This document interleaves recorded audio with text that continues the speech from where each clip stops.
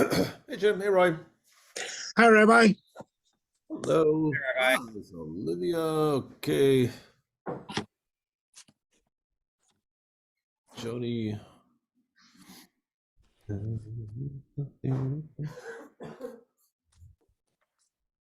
Olivia, is that one of your drawings? Yes. Oh, that's really nice. Thank you.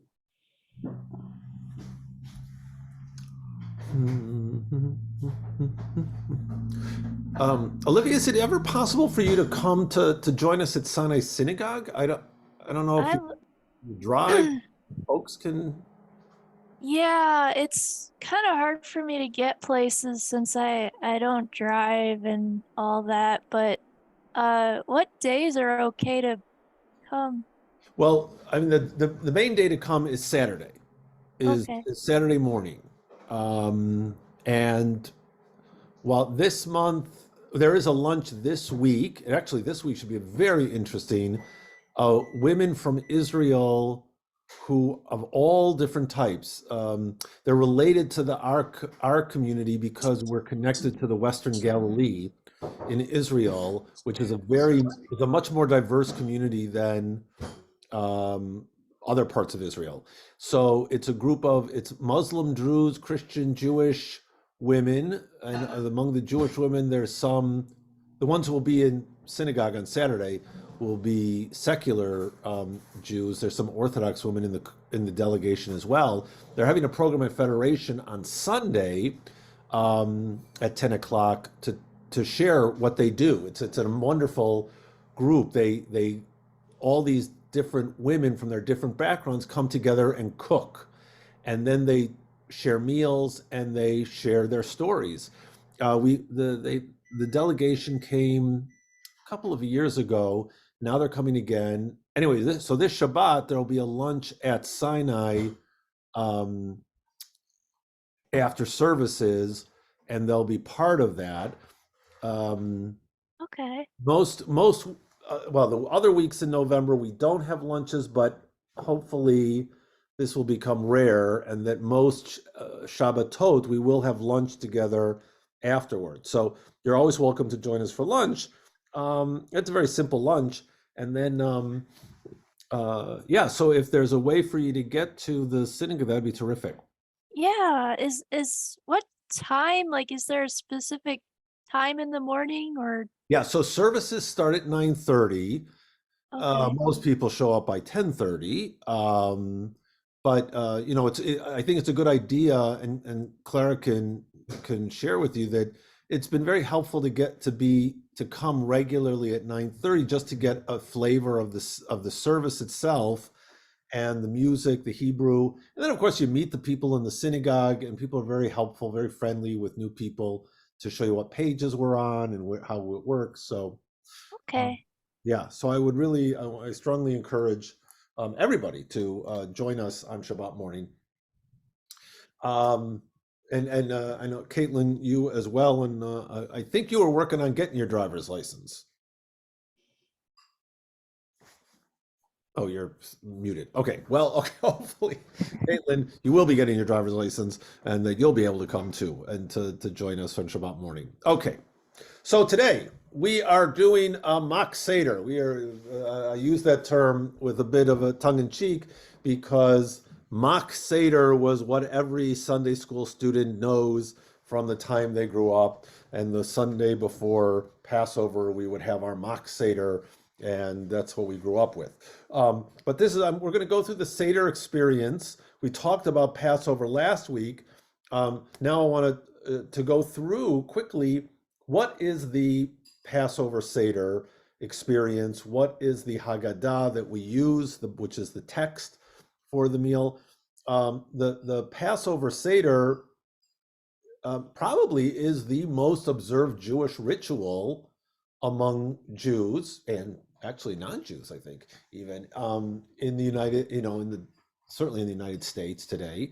While more people may be familiar with Hanukkah, I think the Seder is probably more observed as a ritual, and it has become um, so popular that there are now numerous versions of the Haggadah, which we're going to look at the traditional Haggadah, which is the guidepost that we use for the Seder. But it's so popular that there are hundreds now versions of the Haggadah, everyone has their own spin on it. Some are traditional with lots of traditional commentaries from Jewish sages to very how should I put it, progressive Haggadot that have the whole notion, obviously the idea of redemption and coming out of slavery and enslavement and persecution is something that all cultures, let alone individuals, can appreciate. And so this notion that you have this experience where you talk about redemption on a personal and collective level is really powerful for many people. And so the idea of using that theme and then creating a text of some kind and a ritual so that you can experience that is very, very attractive. And so there are lots of different versions of it. But we're going to look at the traditional or parts of the traditional text tonight.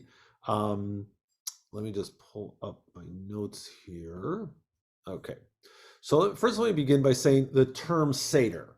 You talk about the Passover Seder. Well, Seder, it sounds just like when we did the classes on prayer, it sounds like Sidur. It's the same word, the same root, which means order.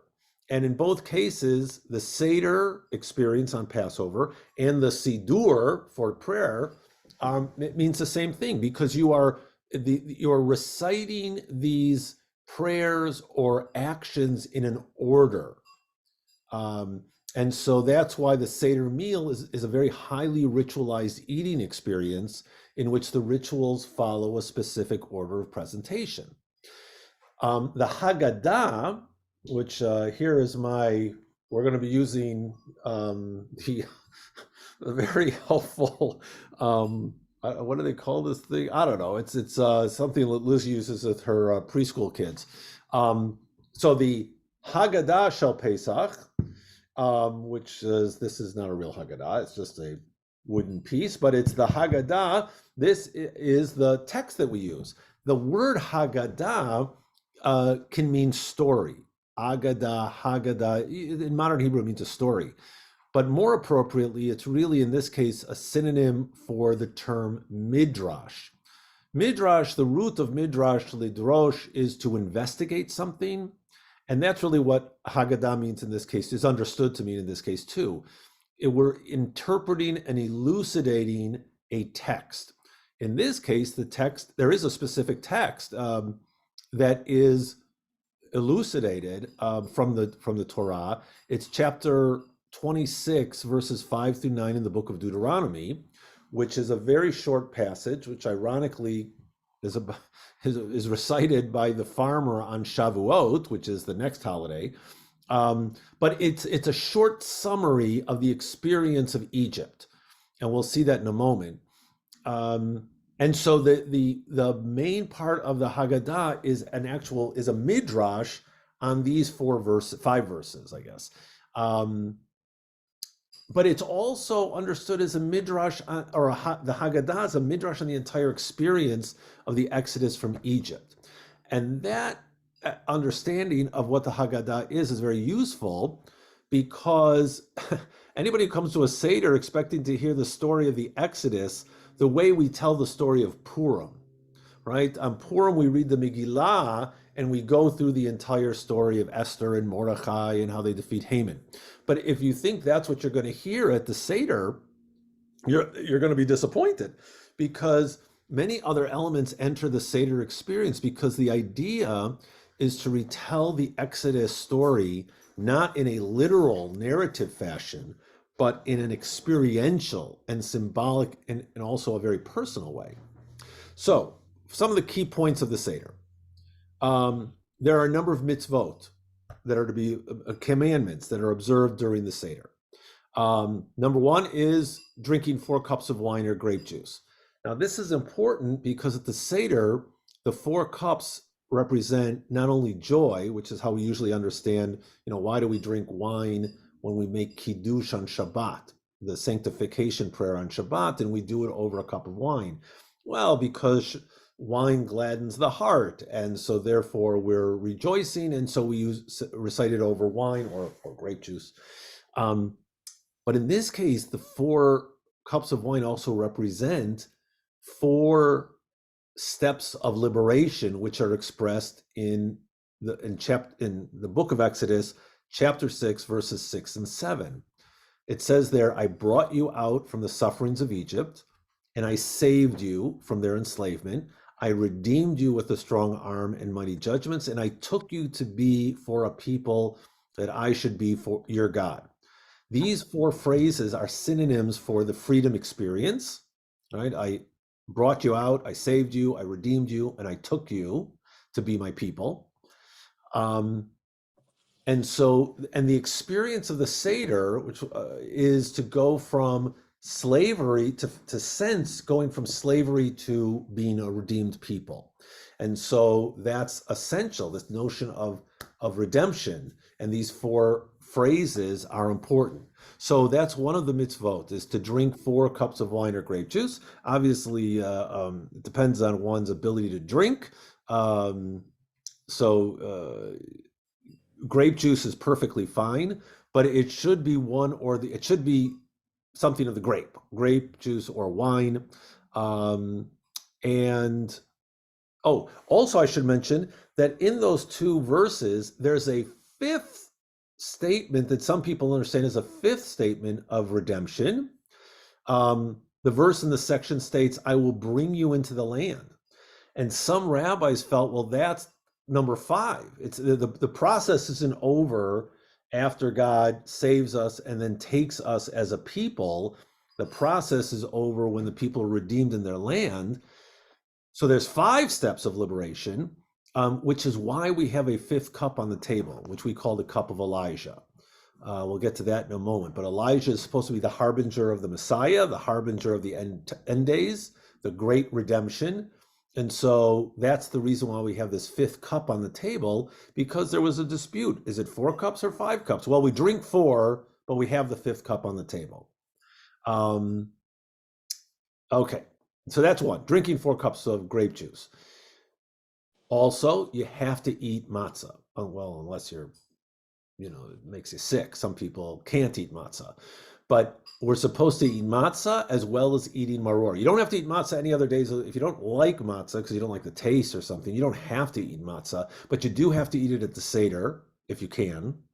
And maror. Maror is the bitter herb. Now, in the days of the temple, people also were obligated to eat the Paschal lamb. That was a big part of the Passover experience. We talked about that last week, was this offering of the lamb, and then people would share it. We don't have that anymore. We don't make those offerings. These 3 foods, again, not counting the Paschal lamb anymore, were not intended to feed our physical needs, but to spur our imaginations with physical activity by doing something. And so we ingest the matzah and we eat the maror. The maror is bitter. To remember the bitterness of the experience. The matzah, we'll get to in a moment, represents a number of things, but certainly represents the freedom. Then another mitzvah on that evening, in the evening of Pesach, is to recite those 4 verses I just mentioned and interpret them.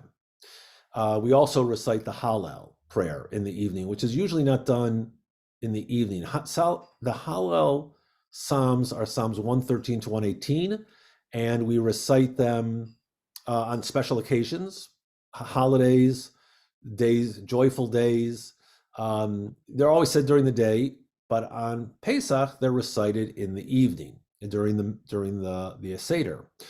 Now the Midrash is intended, that is, the interpretation is intended to heighten the meaning of the text. It fleshes out, according to the rabbis, the deeper story, but it in itself is also an act of liberation. It is a sign of intellectual freedom to be able to interpret and find contemporary resonance in ancient texts. Learning what the rabbis had to teach, they were great and sensitive scholars. So that's really important, but one shouldn't shy away from thinking and interpreting and discussing the Haggadah text and story from our own vantage point. Okay, so that's reciting those verses. And then also, I don't know if this is a mitzvah, but the goal of the Seder is, and we recite these words in the Seder itself, in each generation, one must see him or herself as if he or she had gone out from Egypt. And at the Seder, we should appreciate at least two things. One is how miraculous has been our Jewish history in that we keep getting into jams, but out of them. And that it can only be because of God's kindness and commitment to the Jewish people that we're saved.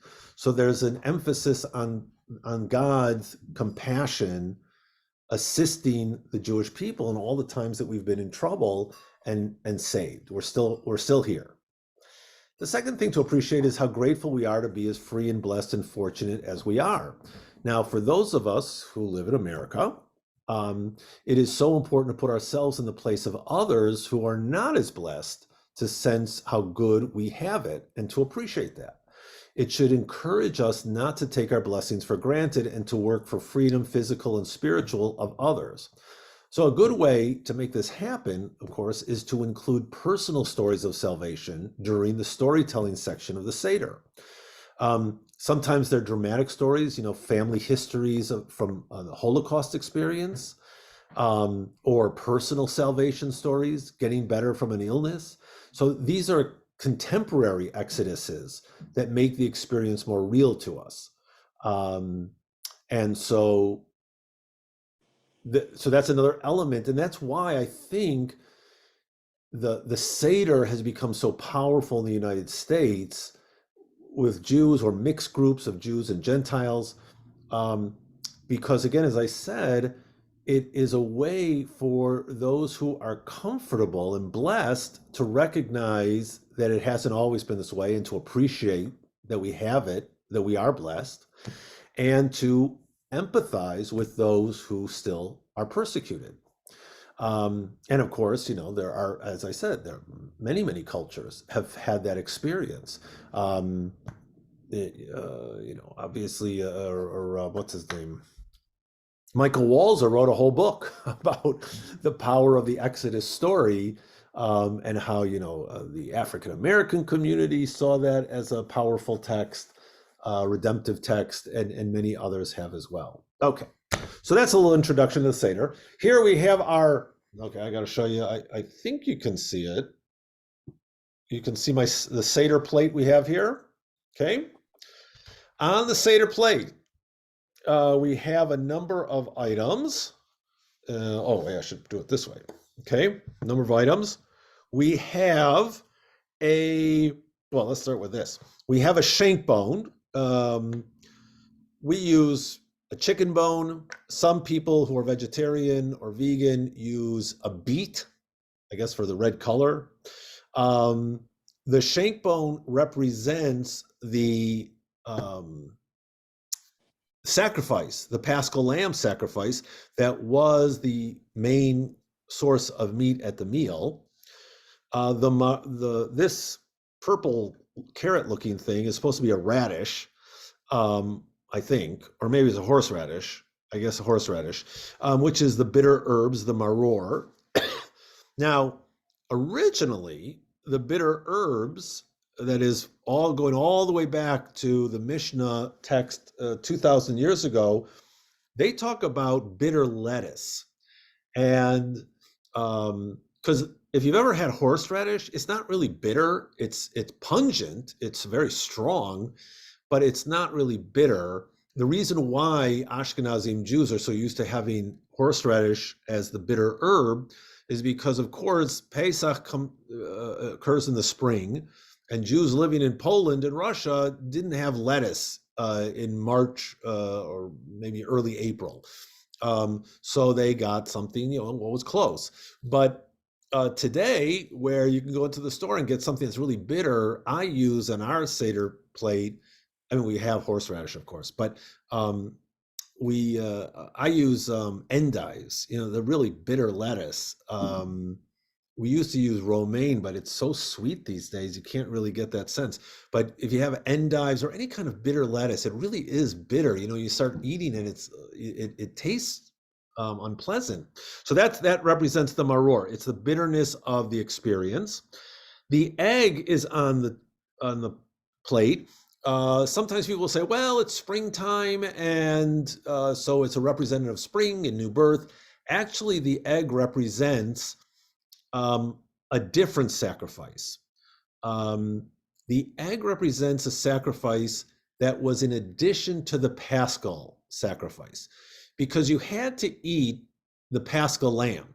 But if you had, but you would eat in groups, and if there were a lot of people, you might not have enough lamb to eat to satiation, and you're supposed to be filled. I mean, to have a full meal.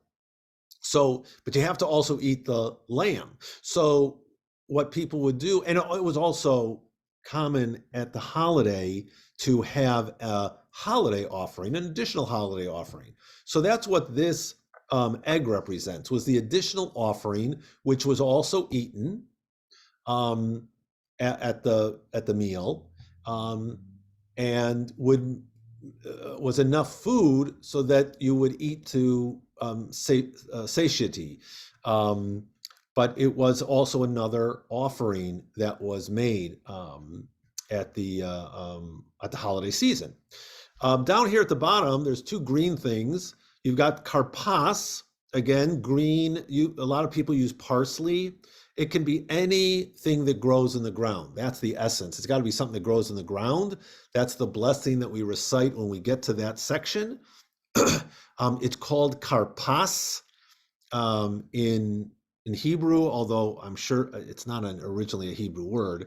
I don't know if it's based in Greek, but it was kind of like an hors d'oeuvre at the beginning of fancy meals. So I should have said at the beginning, the Seder experience is based on these symposia meals that they would have in ancient Rome.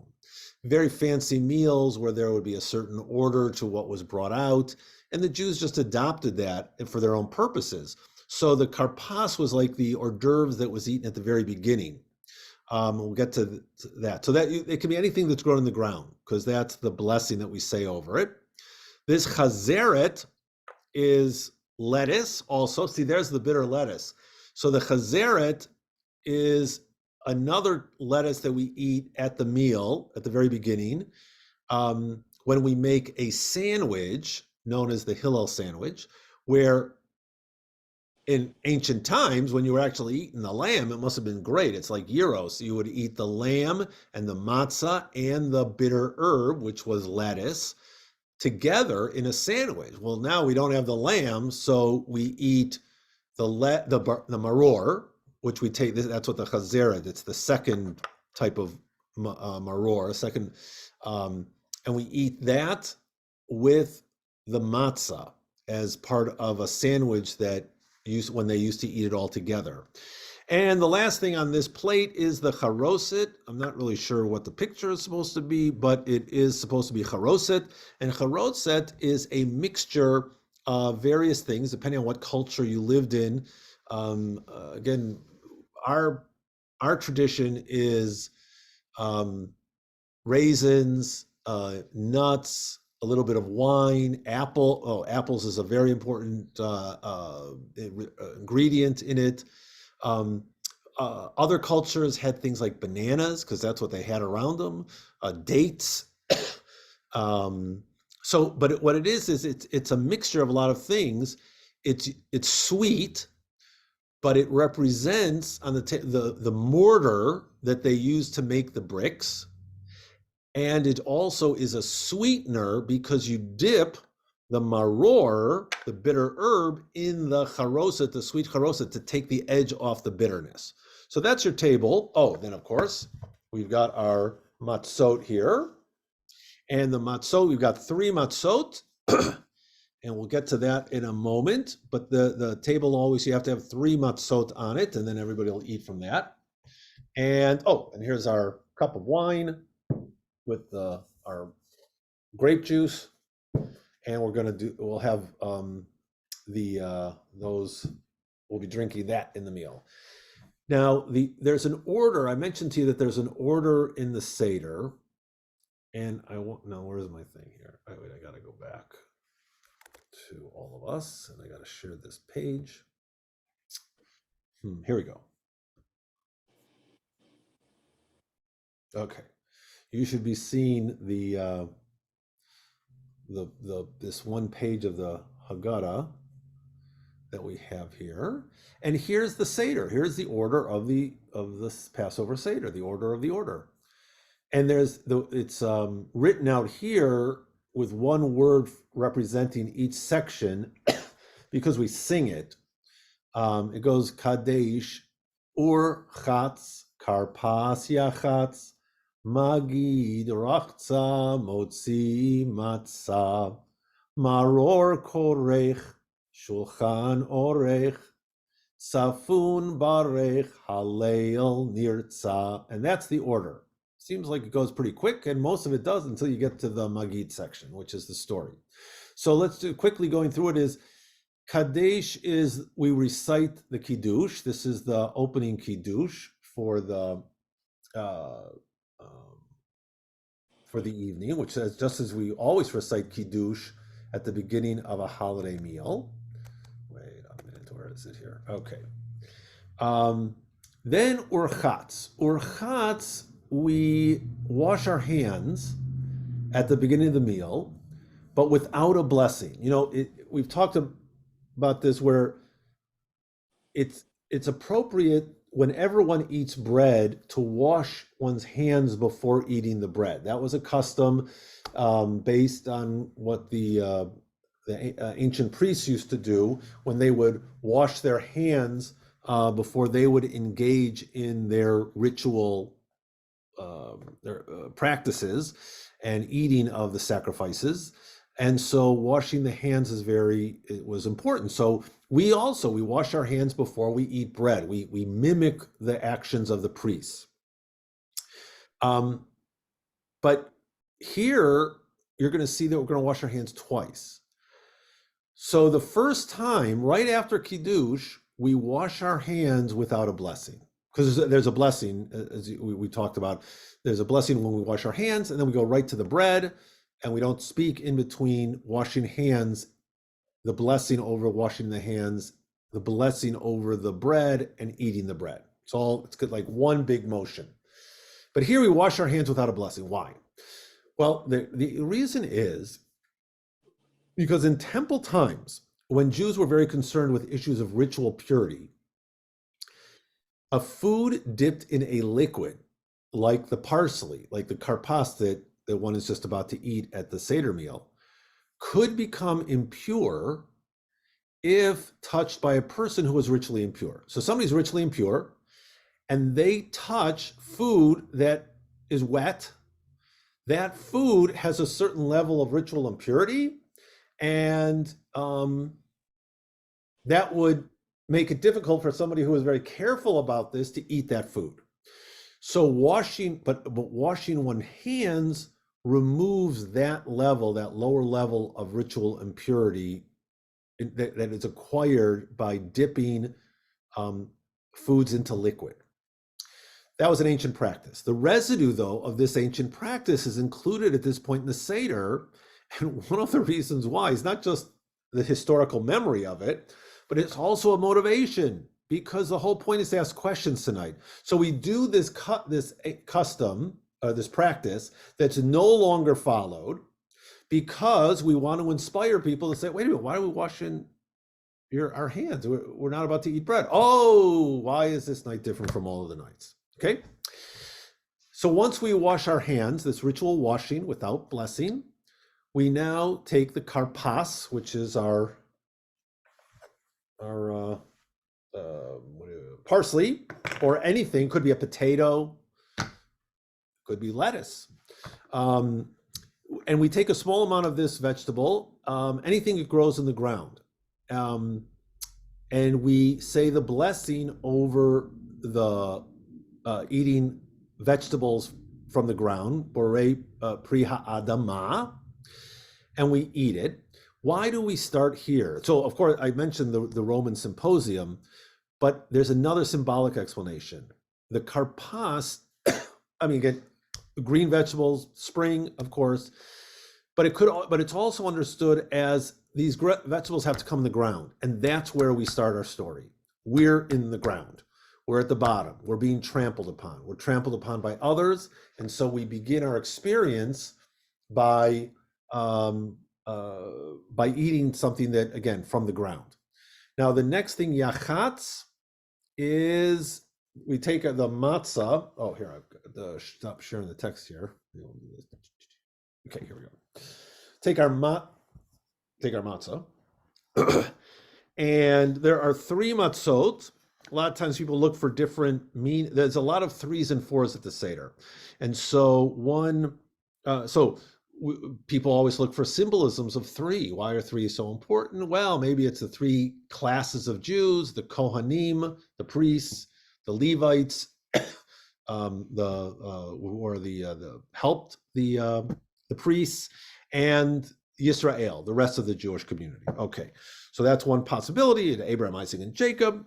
But there's a practical aspect, is that we're going to want 2 matzot, just like we have 2 chalot at our holiday meals.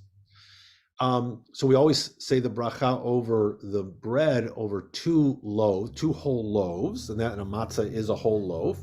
But we're also going to need the middle. We need another matzah because we're going to break it. In fact, that's what we're doing right now. This is yachatz, and this matzah comes pre-broken. So you take one. I don't know which is the smaller piece, but you take usually the smaller piece and you hold on to that. Take the larger piece and you put it in you put it away, and this is known as the afikomen, which is what all the kids love at the Seder, because this is the time when the afikomen is hidden. And we'll get to that part of the Seder, but it's hidden, but you can't finish the Seder without it.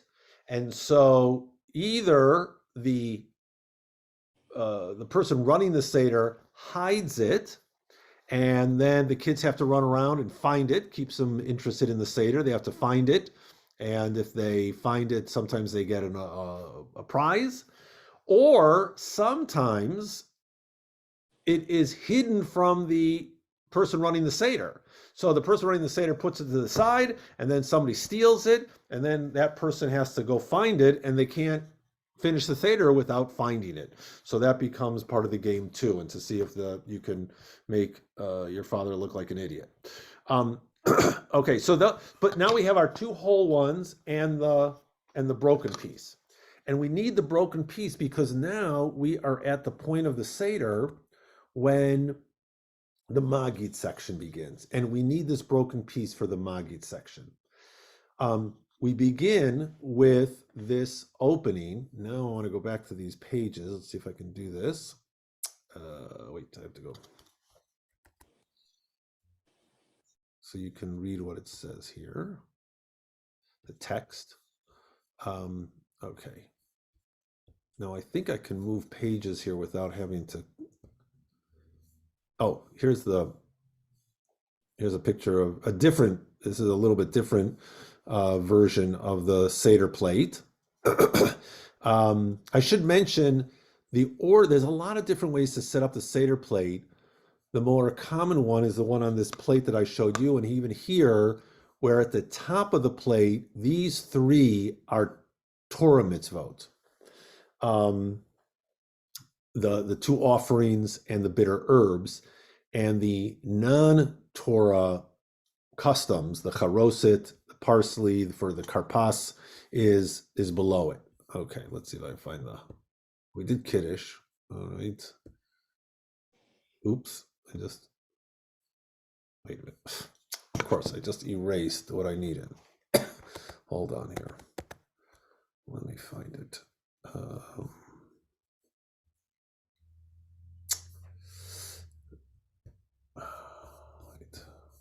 here it is. 4 questions. Here we go. All right, you guys can see where it says Passover story? Mm-hmm. Okay, good. This is how we begin. Actually, we begin in Aramaic because that was the language of that was the vernacular, and it's halach ma'anya de achalu ahavtana.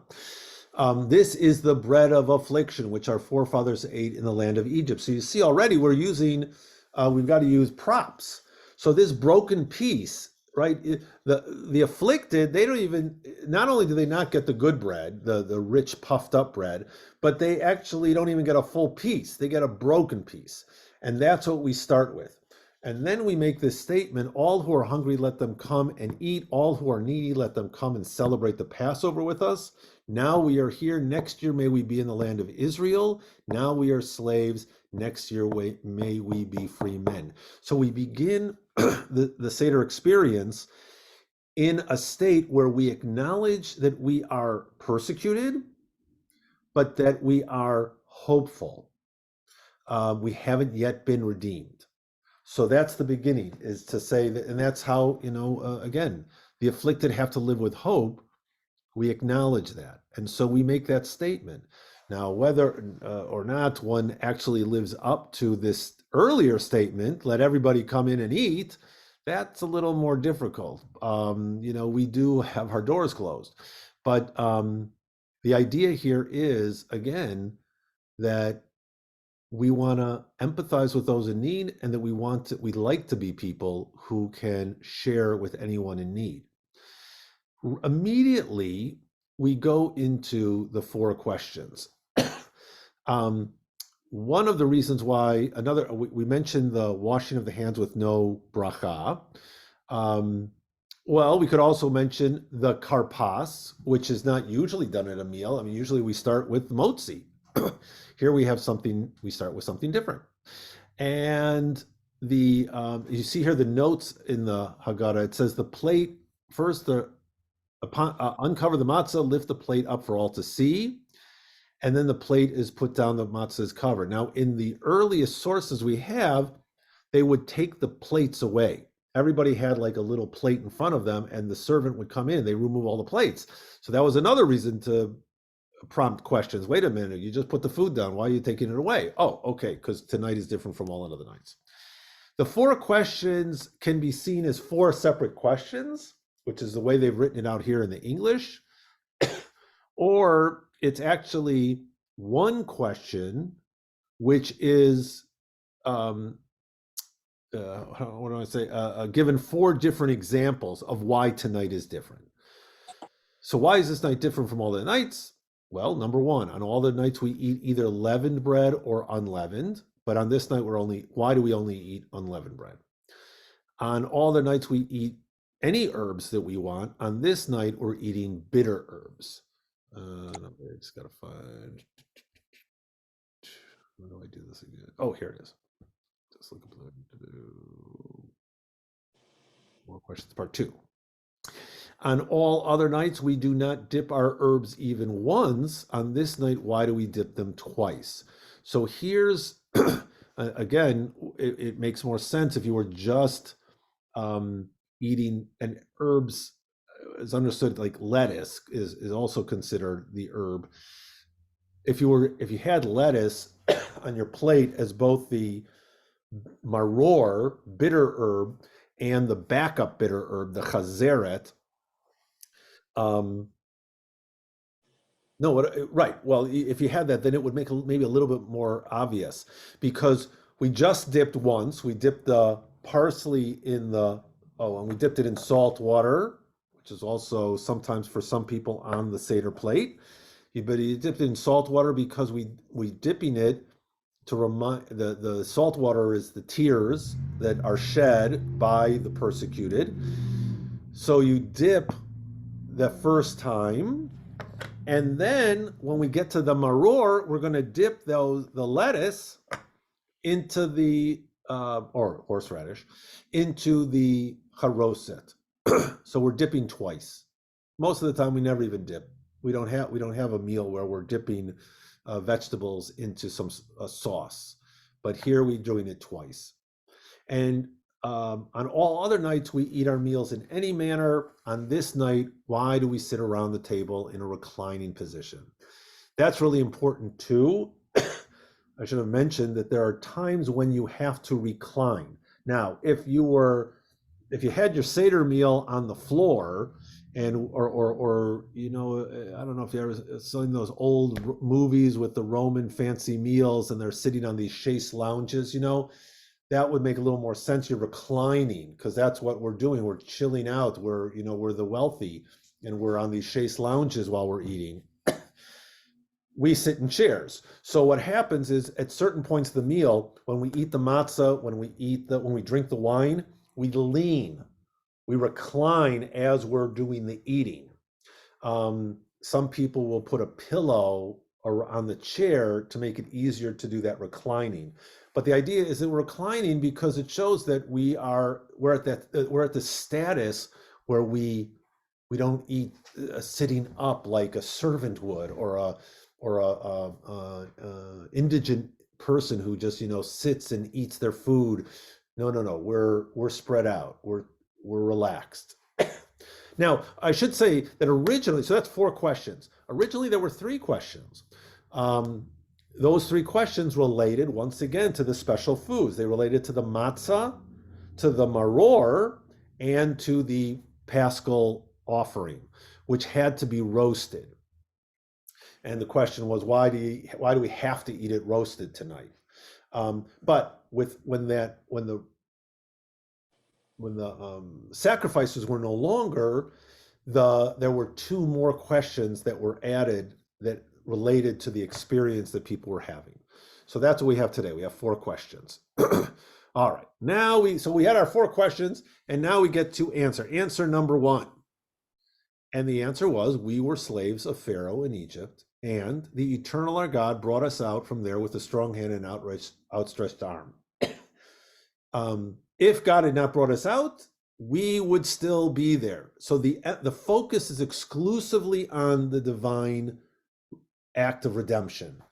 Moses barely shows up in the Seder. We don't talk. That's why I'm saying that the narrative story where Moses goes to talk to Pharaoh and pleads with him, and then becomes much stronger. None of that's in the Haggadah. The focus is on God's role in the redemption, and that we would still be there had God not taken us out. Let's see, what's the next thing? Okay, so that's the answer. Now, once we do this, I guess I cut it off a little too quick, but that's okay. Once we do,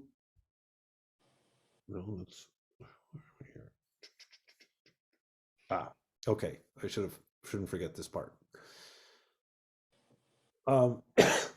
This section, and you'll see how these sections run into each other. This is all part of the Magi. This is all part of the storytelling section.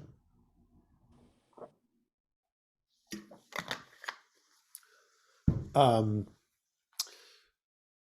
more that the opening text states, the more that we engage in interpretation and elucidation of this experience, the more we're to be praised. Well, speaking of that, here's the story of 5 of the greatest rabbis of the rabbinic period: Rabbi Eliezer, Rabbi Yoshua, Rabbi Elazar ben Azariah, Rabbi Akiva, and Rabbi Tarfon, who sat all night in Bnei Brak telling the story of the departure from Egypt. In fact, they told it, they were so engaged. Now, these are great scholars, right? They know the story, they know all the texts, but even they stayed up all night as they talked about. They found things to talk about, so much so that their students had to come in and say, "Hey, it's time for the morning service." So they were up all night doing this. There are people who have seders that go well into the night. Part of the problem is, living in Indiana, you're not supposed to start the seder until it's nighttime. You have to wait because you have to wait for the next day to start, and our days start in the night when the stars come out, which of course is very unpleasant in Indiana, where we're at the western end of the Eastern time zone, which means that sometimes our seders don't start until 9 o'clock. Now there's ways to get around it. We sometimes, when I say the seder starts, it means it starts with the kiddush.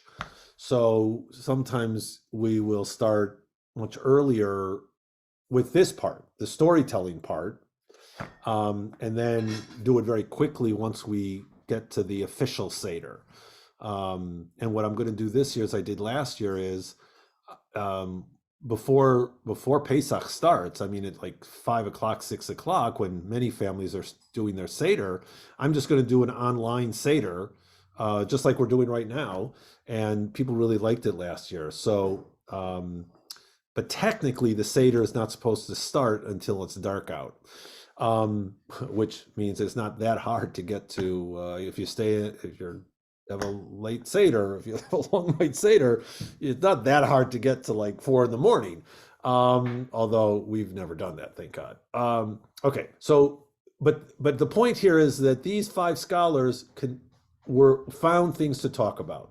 Doesn't matter, the greatest scholars had the Seder and talked about it and elucidated it. Rabbi Elazar ben Azariah, one of the rabbis, said, asked the question, I don't understand why we tell the story of the departure from Egypt at night, because technically the people left at daybreak, although they were given permission to leave the night before. And that's, of course, when the murderous angel, that's when they ate according to the text itself, that's when they ate the Paschal lamb. That's when the angel of death came through and killed the firstborn. It was nighttime. So that was the nighttime experience, but they actually didn't leave until the next morning. So he says, why do we mention the story of Egypt? Why do we need to talk about it at nighttime? And he found another scholar, an older scholar, Ben Zoma, who explained it, that the text tells us the day this is in Exodus, that where's the text? No. It's in Deuteronomy. It says the days of your life. If it said in the text that you should speak of this during the days of your life, that would mean days. But it says in the text, Kol Yemei Chayecha. So since it says Kol Yemei Chayecha, all the days of your life, that means day in the sense of 24-hour period. So that includes the night. Then we have a little addition here. The other sages, however, explain it this way. Days of your life refers to this world only, but all the days of your life includes the time of the Messiah, meaning that this, even at the end of time, when the great redemption will occur and the Mashiach will come, nevertheless, we're still going to be telling this story. That's this other interpretation, because all the days of this world and the days of the next world will always be telling this amazing story of redemption. Then we have a little interlude here, a little poem, and then we get to the 4 sons. It says the Torah speaks of 4 sons. Of course, we say 4 children in our versions, and this is always a little bit tricky as to what are the 4 representing. And because we Jews have a problem with equating intelligence with goodness, maybe other people do too, but Jews have a real problem with it, that we sometimes say we compare the wise and it says one who was contrary. It's actually the technical, he's a Rasha, he's a wicked one. The wise and the wicked, as if it's the good and the wicked. And then the simple and the one who doesn't know how to ask. But that's totally misunderstanding it. What it really is either 4 challenges to parents, teachers, 4 typologies of learners who are challenging to the teacher, whether it's the parent or a formal teacher. The wise one is not necessarily in any way the good one. It's better if you call him a smart ass, one who thinks he's so smart, the arrogant one. And his question, and what's beautiful here, I just have to say, in terms of how the Haggadah has been developed, the sages, the developers of the Haggadah, found passages in the Torah in which questions are asked by children to parents, questions are asked about the Seder experience, and or answers are given about the Seder experience. And what they did in crafting this is they took these passages, these verses in the Torah, and they created these 4 typologies of learning. And so the first one is, again, the Chacham, which is wise, the wise one. And it sounds like he's really wise. What is the meaning of the rules, the laws, the customs which the eternal our God has commanded us? That's a verse in the Torah. And the answer is, well, you should explain to him all the laws of Passover to the very last detail about the Afikomen. There's different ways of interpreting the Hebrew there, but this is good. And I guess what do you do with a kid who's really, really bright? Maybe I was mean to him to say he's a smart ass. I guess I mean, what do you do with a child who's really, really smart, who soaks up knowledge, although it is a problem sometimes that they become too arrogant. They think that everything is easy. So what do you do? How do you teach them? Well, the answer is, you know what? Give them more challenges. Don't let him think that, don't let him think that he's the brightest bulb. Make sure, give him more information. He wants to know all the details. All right, go through them. Make sure that learning's a challenge to him. The contrary son, or the Rasha, sometimes translated as the wicked one, asks, what is the meaning of this service to you? That's also a quotation from the Torah. And since it says, what is this to you? The reason why he's considered to be the wicked, although contrary is actually a better understanding of the question. He's contrary because he's saying he excludes himself, and because he excludes himself from the group, he denies this basic principle of being part of the group, of accepting the fact that God saved us. And so you tell him, because of what the Eternal did for me when I came forth from Egypt, I do this. For me, not for him. Had he been there, he wouldn't have been redeemed. It's a little harsh, but I think a better way, and I always think this is the best question of the 4, because what he's really saying is, if it's not meaningful to you, why should it be meaningful to me? And so the answer is also very good. The answer is, well, this is why it's important to me. I can't tell you why it's important for you. I can only tell you why it's important for me. And if you see that it's important for me, maybe you'll appreciate it too. So in our contemporary world, it's the contrary son, even though he is referred to as a Rasha, the wicked one. He's asking the best question, and he's getting the most important response that all of us have to learn from. So that's number 2. That's the one the contrarian. Why? Why do I have to do this stuff? Another typology is the simple one, he wants the basic information. What is this? Again, that is a quotation, mazot. That is a quotation from the Torah. And the answer is, with a strong hand, the Eternal brought us out of Egypt from the house of bondage. And that also is a quotation from the Torah. So they use an answer given in the Torah to this child, again, the one who just needs the basic information. And that's what you're telling him. Basically, God took us out because with God's various abilities.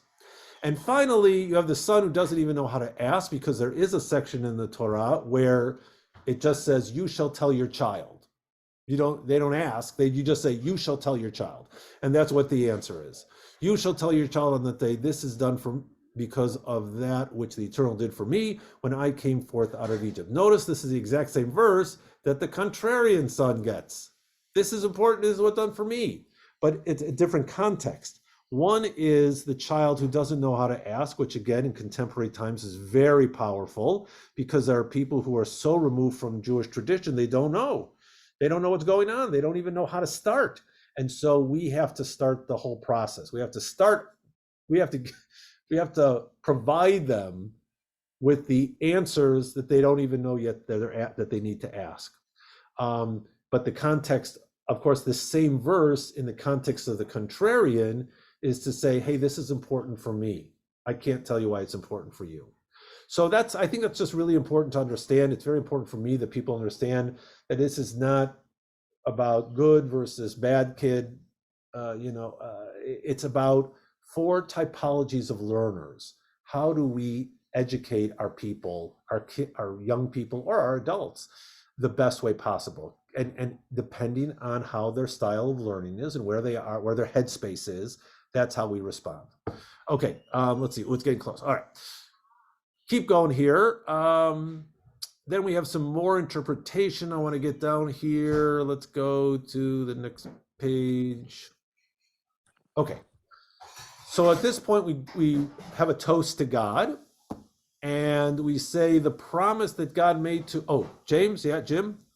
Yeah, the question I had, and without trying to get too philosophical about it, and I think we skipped over the part where it introduces it, and I didn't get a chance to refresh my recollection. Anyway, my understanding is that God tells Abraham, if you accept my offer and so forth, this is what's going to happen to you. You ultimately become, the father of a great nation and so forth. And so he sort of spills the beans and tells him about Pharaoh and how God. So doesn't this get to the sort of prickly, deep philosophical question of predetermination? Oh, yeah. No, that's a really good question. Yes, we read it this past Shabbat. We read where God says, your people are going to be enslaved for 400 years. Then they'll come out. The time isn't ready for them yet to come back to the land of Israel after they've been enslaved. So it does get into that issue of, to some extent, I think that it's, there aren't a lot of details. And of course, it's a little bit questionable, the whole timing thing, because if you do the actual chronology, they're not there for 400 years. And then even the text itself says that they were there for 430 years. So it does seem to say, and I don't think this is, I think this is something that at least traditional Jewish belief in God and God's omniscience is that God knows the future, right? But not maybe, there's different ways of explaining God's omniscience and from medieval thinkers. But one of them is that God kind of has like a general knowledge of what's going to happen, but there's a lot of leeway. And depending on the choices that people make, that will impact on that future that God has foreseen. So it's not written in stone, but rather God has an assumption of how God knows people so well. God kind of knows how people are going to act. And so history is going to unfold in this direction. But because people do have free will, things can change. So the situation can be fluid. But you're right. Without going into more detail about it, you're right. It is a questionable. The Torah, there are many places in the Torah where it doesn't seem like you have total free will. God knows exactly what's going to happen. So then you don't have free will. But on the other hand, we're told that we do have free will. So it's a tricky theological issue. Right. But now I do want to. With regard, excuse me for interrupting, but maybe with regard to us, and I'm not sure how broad your comment was about, there's some leeway and all this stuff, but it sounds very specific with regard to Pharaoh. Well, no, but you should know it's not that specific, because all that God tells Abraham is your people are going to be persecuted by another nation for 400 years, and then not in the land of Israel, and then they're going to come back. So it's not too specific. Doesn't say Egypt, doesn't mention Pharaoh. The number of years is a little bit off. So there isn't it isn't that specific, but you're right. It does suggest that God knows what's going to happen. And to some extent, it does happen that way. And that's why he says, hey, here's the inside track and come become a Jew, I guess. So yeah, I'm willing to forgive the laxity of the, All right. So here now we get, okay, so we drink this toast, and that kind of ends this almost this introduction to the core section of the Maggid. And here is the section that we read. Now, there's different ways to interpret this, but here are the verses that we recite and that we are going to do a midrash on. So the verse says, Arami Oved Avi, which can be interpreted in different ways, because the word Oved can mean to destroy. It can also mean to wander. So this text is interpreting it as an Assyrian. I mean, I don't know if they wrote this like during early days of Israel's wars of independence, but an Aramean who comes from that like Turkish Syria part of the Middle East. That's where Aram was. So an Aramean sought to destroy my father. That's one way of reading the verse. The other one is, my father was a wandering Aramean. So two very different interpretations of the text. And who's the father here? This is a verse. These are verses from Deuteronomy, which the farmer bringing his first fruits to the temple will, or before the temple, the central location, the tabernacle, will recite this formula praising God for the gifts that God has allowed the farmer to have. So this, whether it's an Aramean attempted to destroy my father or my father was a wandering Aramean, it's not really clear who the father is. An Lavan, here this text is understanding it as Lavan, who was an Aramean, sought to destroy my father, and he went down to Egypt and dwelled there. The problem is that that's not, I mean, he did go down to Egypt. Jacob did go down to Egypt, but he went down to Egypt as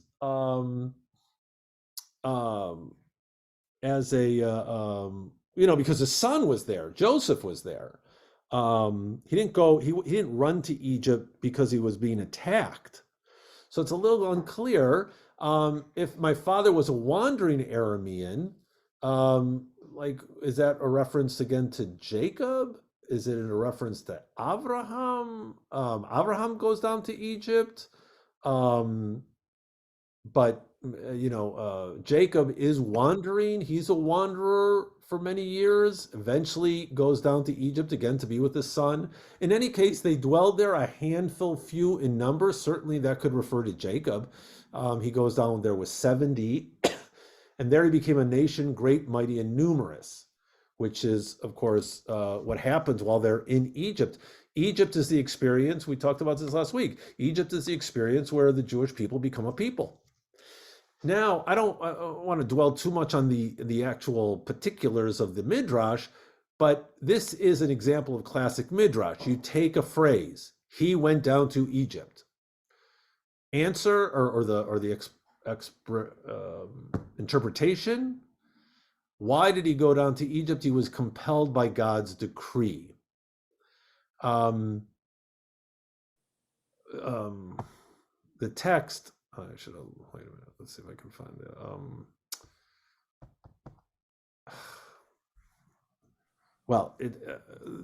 The Hebrew is escaping me right now, but the going down to Egypt here, was it Hugarsham? Okay, anyway, the idea here is that he didn't go down because he wanted to live there. He went down because it was part of the divine plan. And so that's why he went down. And he dwelled there. This means that Jacob, our father, did not go down to Egypt to settle. because there's different words in Hebrew for dwelling and for temporary dwelling. And the word here is temporary. And I think here the idea, again, whenever you study Midrash, the question you ask is why? Why the Midrash? What's the point? What's motivating this response? Well, probably to say Jacob and Jews in general should want to live in Israel. And so when you leave, you don't go to leave for good, but you go for a short stay, short while. Again, these are we're reading this. Actually, I don't know where this midrash comes. It could have come from the land of Israel, in which case it would be a statement to say, you see, we Jews in the land of Israel are doing the right thing. You guys living in Babylonia or what's the word I'm looking for? Well, the Turkish areas, you guys are not, should be living here. It could be that. It could be an early, a proto-Zionist comment, or it could be wishful thinking. It could be Jews, depending on where the midrash comes from. If it's from Jews not living in the land of Israel, it could be a hope, like, oh, really, we should be in Israel. And Jacob, and here's the proof is that Jacob intended to live ultimately in the land of Israel and his descendants, but he had to live in Egypt for a while. Anyway, so these are the things that we do here with Midrash. We go through all of this. Here's the next verse in the 4 verses or the 5 verses. The Egyptians did evil unto us. They made us suffer. They set upon us hard work. That's the next stage in this. Again, this is this little formula the farmer is reading. So my ancestors went down to Egypt.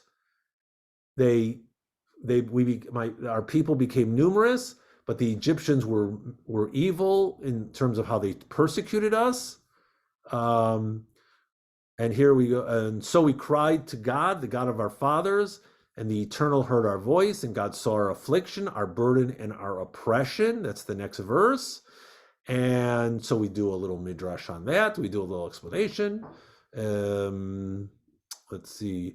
And the Eternal brought us forth from Egypt with a strong hand and outstretched arm and with great terror and with signs and wonders. And that's the conclusion. Then these are the final midrashic explanations. And then we get to the 10 plagues. That's how he brought us out. What were those miraculous things that he brought us out with? And now we go through the 10 plagues. So we finished the main section of the interpretation, going through those 4 verses and interpreting them.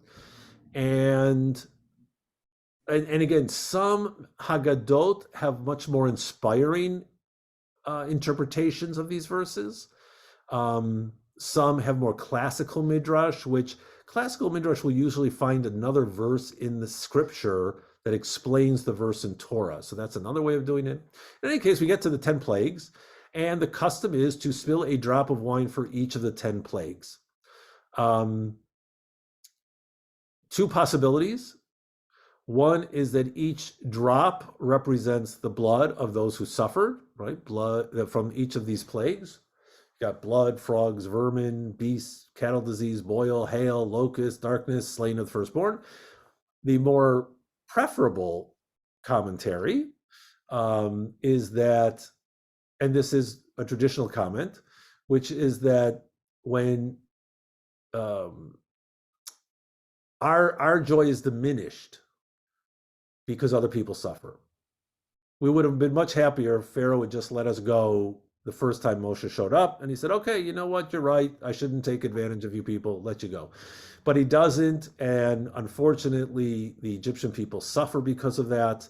And so our joy is diminished. And so the cup of wine, the full cup of wine that we have, is lessened as we go through the 10 plagues. Now, let's see, what's this? A very fancy picture here. Then there's just a little, the Rabbi Judah used to refer to the 10 plagues by their Hebrew initials. Ditzach Hadash Be'achav. So then we take 3 more drops out of the cup. And then there's this long passage. It's actually the Haggadah that we use in our home does not have it. I'm not sure why they took it out, but it's just again, it's what do I want to say? It's midrashic hyperbole. Um, it's a whole midrash on the plagues. You thought it was 10 plagues? Oh, no, no, no, no. It was actually 50 plagues. 10 plagues in Egypt, but 50 plagues at the Red Sea. Well, how do we know that? Because, as you see here, the logic, the soothsayer said to Pharaoh, the plague is the finger of God. And Israel saw the strong hand of the Eternal at the Sea of Reeds. So if each plague was a finger, there's 10, then oh my goodness, the whole hand, that's 50 plagues. Well, no, no, no. And then he goes, then Rabbi Eliezer says, no, no, no, 50. What are you talking about? We're going to even increase it fourfold. Because we have another verse that refers to this that we do a drash on, and it turns out that there were actually 40 plagues that they suffered, which means they suffered 200 plagues at the Red Sea. And Rabbi Akiva outdoes everybody. It was actually 50 plagues and 250 at the Sea of Reeds. So that's the okay. So that's just some hyperbole of the rabbis. Now we get to the song that everybody knows, Dayenu. Here's the English of it. Dayenu, Dayenu, Dayenu, Dayenu, Dayenu. It would have been enough for us. That's what Dayenu means. So we go through the whole, it's a poem in which we express our gratitude, right? Had God brought us out of Egypt and not executed judgments against them, basically had not punished them, it would have been enough for us. Just getting us out, that would have been enough. But if he had got us out and executed judgment against them, but had not destroyed their idols, that would have been enough for us. And we go through the whole thing, all of this list. It's really just a way of expressing gratitude for each and every stage of the redemption. All the way through the 40 years in the desert, not fed us manna, he fed us manna, but not given us the Sabbath. Part 2 here is, had he given us the Sabbath, but not brought us to Mount Sinai. And then all the way down, had he given us the Torah, but not brought us into the land of Israel, that would have been enough, right? We're just so grateful for everything. But in fact, he brought us to the land of Israel and he built a temple for us. We had the holy temple. So this is an expression of gratitude. Yeah, Jim? So this is a little tricky, and I hope I say it right. Yeah, it just occurs to me when you're reading this about we should be thankful for the Sabbath, and that would have been enough. So all of this occurs, I guess, prior to Shavuos, when finally the Torah is given to us. Mm-hmm. So how can I say it? I don't have this memorized. How are they saying, thank you for giving us the law, giving us Sabbath? Oh, I see. It hasn't been given yet. But remember, okay, so they did. We're not suggesting that they sang this Dayenu at the Song at the Sea, right? Oh, right, sure. Right. So this is post. This is just an expression of the Jewish people expressing gratitude to God for all the things that God had given us to the point when we arrived in the land of Israel, built the holy temple as our central place of worship. Oh, let me say this a little bit better, if I may. Okay. Actually, when God gives them a double portion of manna here to the Sabbath, does that mean that double portion stuff started after Shavuos, after the grant giving of the law? Because there was no Shabbos before then. Oh, wait, what was it? Wait, hold on here. So he tells them at the beginning he's going to give them a double portion, but we know nothing about what Shabbos is or Sabbath is prior to. No. Wait. We didn't mention the. Well, first of all, that in itself is a very good question, because it does say in the manna comes before Sinai. They're getting manna, but they are also given rules. When they're given the manna, when the manna comes down, that you do not pick the manna on Shabbat. But So they didn't that have is Shabbat then, right? right. Just So clearly there had to have been, or like, how should we put this? There it's must have been. shadowing. There must have been a notion, an understanding of what the Sabbath was Okay. before the Ten Commandments are given at Sinai. Now, Okay. you can also answer that as the Torah is written after the giving of the Torah at Mount Sinai, right? Because this is now a critical thinking. This is a biblical criticism where we understand that the Torah is written later. It is not all given it to Moses at Sinai, but rather, in fact, it is given generations after that. And when Jews are already under living with the notion of Sabbath. And so when they're writing the Torah scroll, years and years after the Torah's, when they're writing the Torah scroll, years and years after supposedly the Torah was given, and they write this section about manna, the people writing the Torah know what the Sabbath is. Yes. So they put in this disclaimer that on the Sabbath you don't pick the manna, and you get a double portion on Friday. Reading it consecutively in the Torah, it seems that, wait a minute, how did they know about the Sabbath? Right. The answer would be is that they obviously they must have known. I mean, this goes back to a bigger question, which I don't want to deal with right now, which is, was the Torah known before it was given? That is, did Abraham, did Adam, did Noah, did Jacob, Isaac, did they know the Torah intuitively, but it was given to the entire people at Sinai? Or was the Torah given only at Sinai? But then you have the question, well, are they being told that Sabbath is different? So that's a bigger question, which I don't want to get into. Right. But yes, but it is a good question.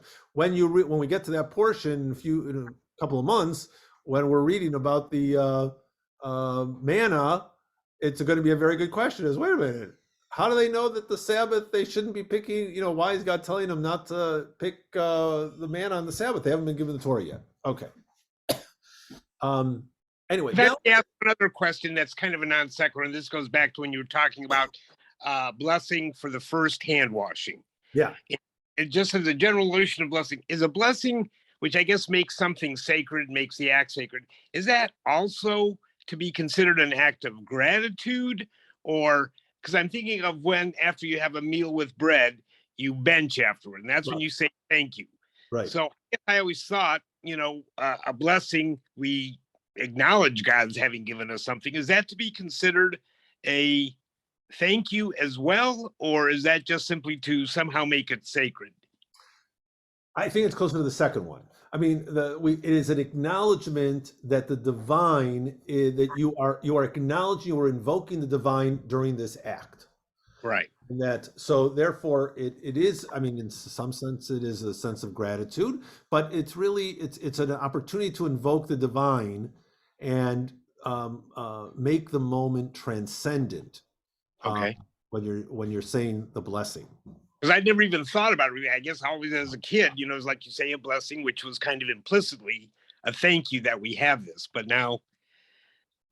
But it's more than that. It's an acknowledgement. And depending on the type of blessing, whether it's an appreciation blessing or whether it's a commandment blessing. Some blessings we recognize, we acknowledge that we are commanded to do this act. I just always thought if we gave this a little bit or a mixed thing, some of which is gratitude, then why do we bench after some meals? Oh, okay. So, right. No, yeah. Okay, so here as we get close to the dinner portion, we're getting close to the end of the Maggid section. We have three things because there was Rabban Gamliel, who was one of the great rabbis, said you've got to talk about these three symbols, and so that's what we do: the Passover, the Paschal offering, the matzah, and the bitter herbs. and we give an explanation of why we eat the matzah. And we go through that. We give this this explanation. The dough which they had brought out from Egypt, they baked into cakes of unleavened bread, for it had not leavened because they didn't have any time. Let's get to the next page. Then why the bitter herbs? Because maror had embittered their lives. Let's get to the next one. Oh, and then we didn't get to the Passover lamb because God passed over. We explain these three symbols clearly, and then we raise a cup of wine once again. This cup of wine actually concludes the Magid section, so we don't drink it yet. We put the cup down once again, and then we begin the first part of the Hallel, which I think that's the last. I don't think I put the Hallel. No, okay, fine. So then we we recite part of the Hallel, and then after that, we go to the meal. Oh, I want to go back to one page. No, let's see. Microsoft. Nope. Here we go. Let's go back to page. Okay, come on. There we go. I want to go back to the order of the Seder. Okay. So we've gone through. So all that stuff is the Magid section, right? Kadesh or Chatz Karpas Yachatz took about 5 minutes. Magid section can take hours. But however long it takes, whether you do a quick reading of the story or a long discussion, now we're ready for the meal. Rachza is the next part where we wash our hands. This time we're washing with a blessing because we're about to eat the matzah. Some people say, according to this list, there are 14 steps of the Seder, which is significant because 14 in Hebrew numerology is Yad, and God took us out with a Yad Chazak with a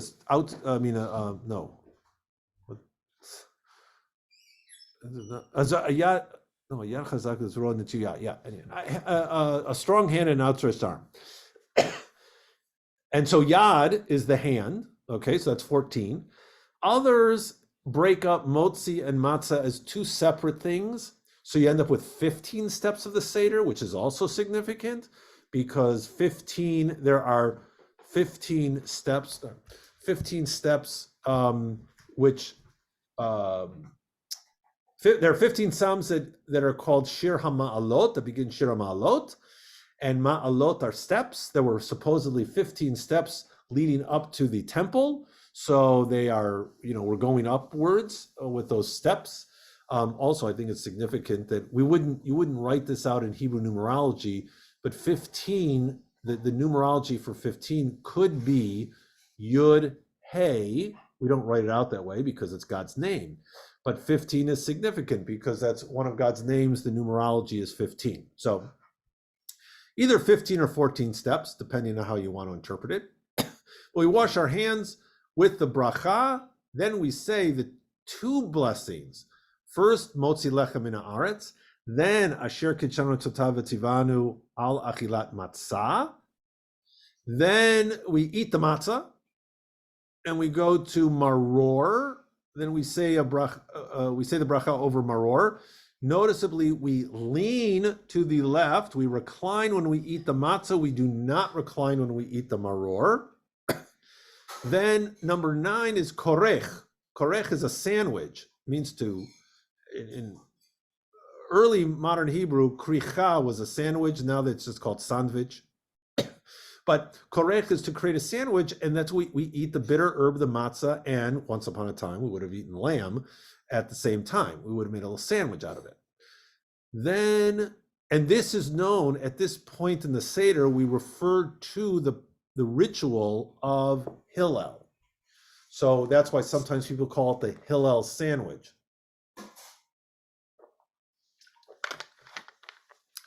Number 10 is dinner, Shulchan Orech.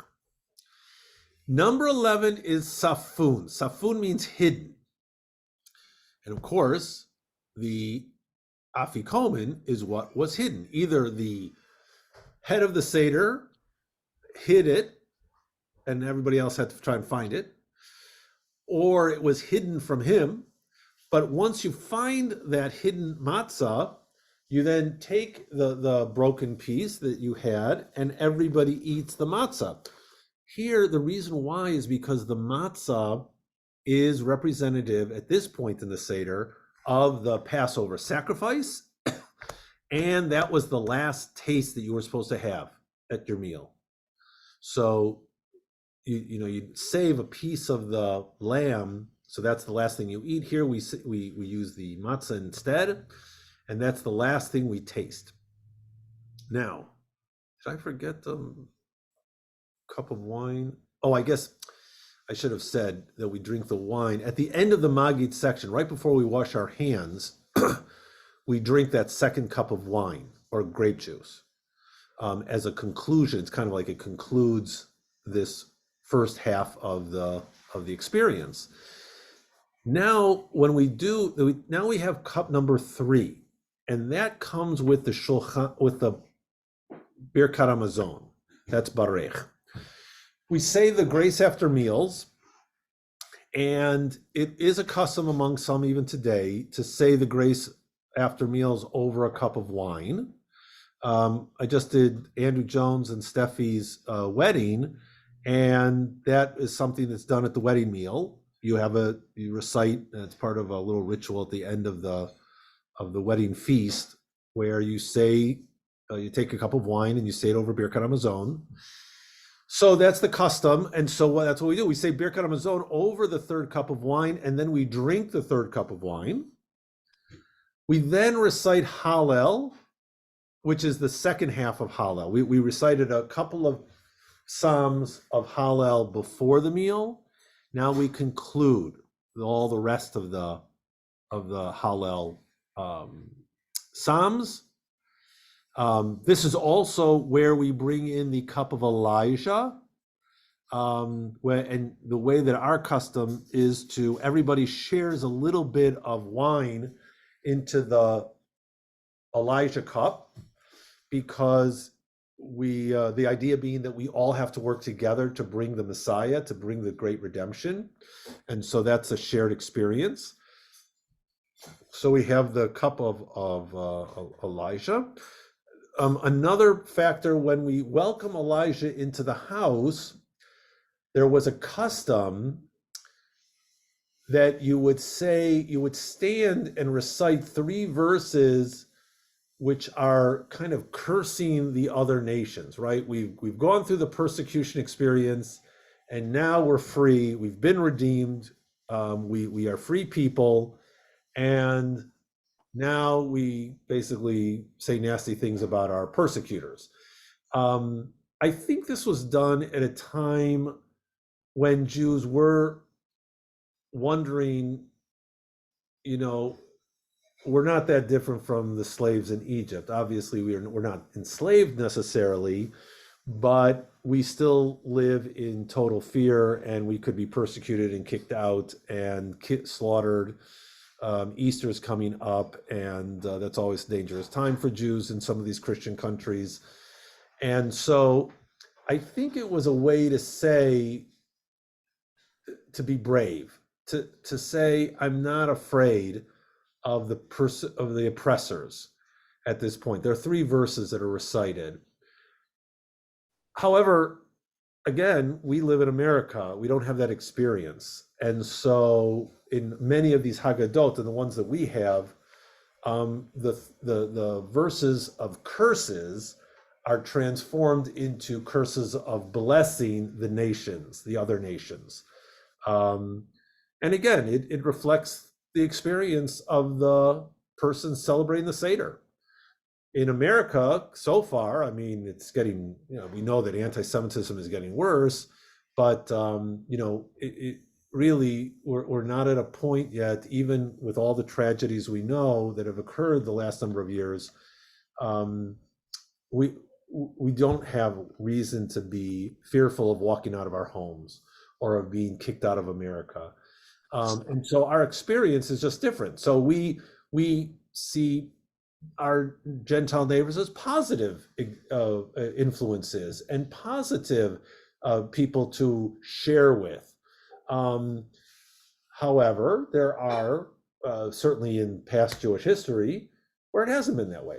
So it kind of depends on where you're coming from and where your headspace is as to the communities you live in.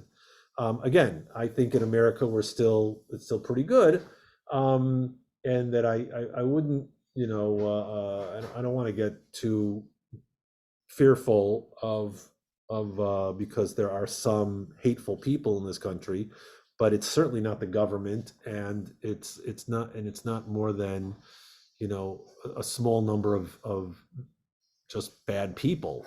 And so therefore, for us, that those verses are always a little bit hard to recite, and we feel more comfortable, at least if not ignoring the verses, at least adding positive verses about our non-Jewish neighbors. In any case, that's Hallel, and then comes the conclusion of the Seder, the ending. It's a poem that we recite, that we've done everything we're supposed to do during this Seder, and now we have concluded. And then the conclusion of the Seder is a song where we sing, Shana Haba B'Yerushalayim, that next year we should be in Jerusalem. Again, the idea being that's the ultimate redemption will come when the Jewish people have been returned to the land of Israel. Although, without making too much, given Israeli elections last week, I'm not sure how comfortable we feel with that sensibility. But God willing, it will pass. Okay, let's see. Is there anything else I want to say? We've already gone past our time. No. Okay. And then I should have said there is a fourth cup of wine. The fourth cup of wine is recited right after Hallel. Okay. So that is the Pesach experience. Quickly run through it. I don't know if anybody has any questions. If you've been to Seders that you had, somebody did something, you were curious why they did it, or if they did something different than what I explained tonight. Any thoughts? Any questions? Okay. All right. So, and I do plan on doing that this year. That sharing, doing a Pesach Seder earlier over Zoom. So if people want to join with me and have the Seder together, we can do that. Again, in our home, we start the Seder late. So I feel pretty comfortable about doing an earlier Seder for the community over Zoom. And it's just a lot easier. You don't have to worry about the cleanup. So everybody does it at their own time. So look forward to that. And eventually, God, I want to get back to the Hebrew stuff we were doing. But with Pesach, it just takes up too much. But next week we'll do Shavuot, and that shouldn't take more than an hour. Then we'll do 15-20 minutes of Hebrew. So just a reminder of classes that are coming up. So if you have an opportunity, the cafe coexistence, given what's going on in Israel right now, cafe coexistence should be a really important program to go to this coming Sunday, where these women of diverse backgrounds are going to talk about how they get along in Israel, and what is the mechanism that allows them to connect with each other. And I think, and they all see themselves as Israelis. And however, if you're not going to go to that, I'm going to start my class on talking about a discussion group on People Love Dead Jews, which is a book by Dara Horn, a number of essays, which I think are really important because I think it's not really about anti-Semitism. It's more about how people misunderstand Jews. And so we're going to talk about that. So we're going to do the first 3 chapters of first 3 essays, I should say, in her book, starting this Sunday. But again, if you want to go to I really would encourage people to go to the Federation program to hear these women, and because we will have 3 more meetings of on the book People Love Dead Jews. Okay, that's that. All right. Thank Everybody you. have a good evening. Thank you. All right, very good. We'll see you. Thanks, Hope to bye. see you show soon. Okay, bye.